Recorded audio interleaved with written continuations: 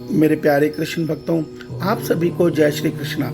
मेरे प्यारे कृष्ण भक्तों, आज हम सनातन धर्म ज्ञान गंगा चैनल के वीडियो में श्रीमद् भगवत गीता से अध्याय 5 के श्लोक 25 को भगवान श्री कृष्ण जी की कृपा से सरल रूप में समझने का प्रयास करते हैं।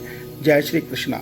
मेरे प्यारे कृष्ण भक्तों, श्रीमद् भगवत गीता के अध्याय 5 के श्लोक 24 में भगवान श्री कृष्ण जी ने हमें बताया था कि जब मनुष्य ज्ञान योग की साधना के द्वारा अपने मन और बुद्धि को आत्मा का साक्षात्कार अर्थात आत्मा का अनुभव करवा लेता है और आत्मा से परमात्मा में स्थिर हो जाता है, ऐसा मनुष्य सदैव आत्मा के परमानंद को पाता है और आत्मा से परमात्मा में स्थिर होकर वो अपने आनंद को परमानंद में बदल लेता है। और ऐसा ज्ञान योगी सदैव एक ही भाव से परमात्मा में स्थिर होकर निश्चित परम धाम में परमपिता परमेश्वर से मिलन करता है। उससे आगे भगवान श्री कृष्ण जी आज अध्याय 5 के श्लोक 25 में हमें यह सत्य बता रहे हैं कि जिनके समस्त पाप नष्ट हो गए हैं, जिनके समस्त संशय ज्ञान के द्वारा निवृत्त हो गए हैं, जो संपूर्ण प्राणियों के हित में रत हैं और जिनका जीता हुआ मन निश्चल भाव से परमात्मा में स्थित है, वे ब्रह्मविद्ता पुरुष शांत ब्रह्म को प्राप्त होते हैं। मेरे प्यारे कृष्ण भक्तों, श्लोक 24 में भगवान श्री कृष्ण जी ने हमें बताया था कि आत्म साक्षात्कार कर चुके ज्ञानी अपने आत्मा मन और आत्मा से परमात्मा में स्थिर हो गए सदैव परमानंद के एहसास में जीवन को जीते हैं।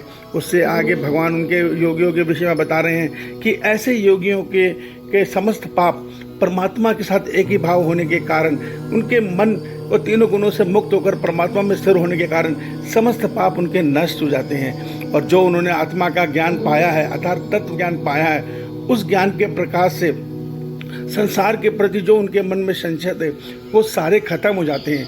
वो तत्व ज्ञान को प्राप्त मनुष्य सदैव संपूर्ण प्राणियों के हित में रत रहते हैं, अर्थात वो अपने मन को तो सदैव ईश्वर में स्थिर रखते हैं मगर इस शरीर से कर्मयोगी बनकर इस संसार की सेवा में रत रहते हैं। मेरे प्यारे कृष्ण भक्तों, भगवान कह रहे हैं ऐसे मनुष्य निश्चल भाव से परमात्मा में सदैव स्थिर रहते हैं और वो निश्चित परमपिता परमेश्वर के साथ परम धाम में अवश्य मिलन करते हैं। मेरे प्यारे कृष्ण भक्तों, यह अवस्था आप गुरु नानक देव जी की देख सकते हैं। उन्होंने इसी प्रकार अपने मन को तीनों गुणों से मुक्त करके अपने परमात्मा में स्थिर कर लिया था।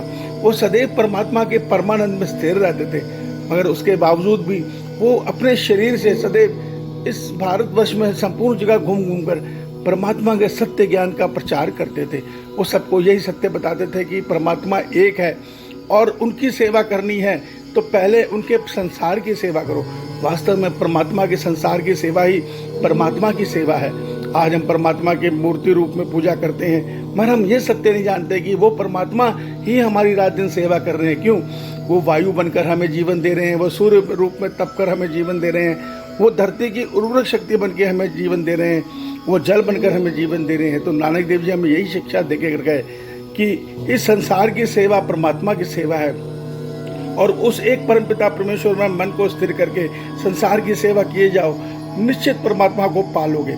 तो यही बात भगवान श्रीमद् भगवत गीता में हमें बता रहे हैं मगर हमें उसमें तीनों गुणों से मुक्त होने के लिए कर्म योग को सिद्ध करना जरूरी है।